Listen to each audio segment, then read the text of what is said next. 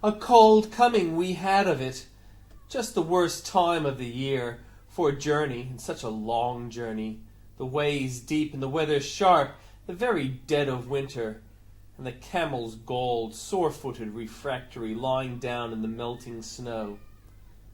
There were times we regretted the summer palaces on slopes, the terraces, and the silken girls bringing sherbet.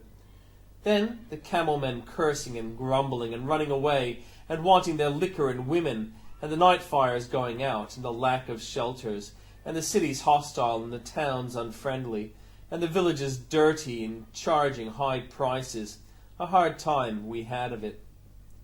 At the end we preferred to travel all night, sleeping in snatches, with the voices singing in our ears, saying that this was all folly.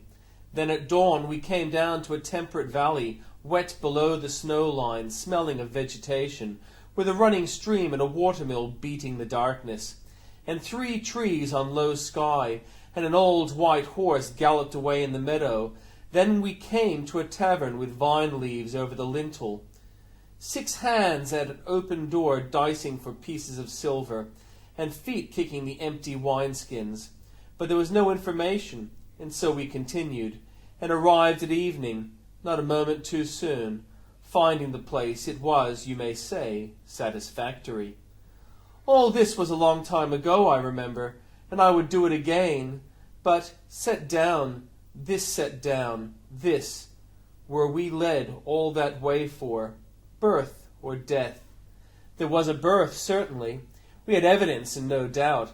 I had seen birth and death, but had thought that they were different. This birth was hard and bitter agony for us, like death, our death.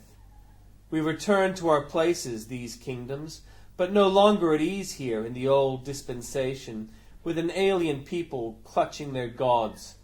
I should be glad of another death.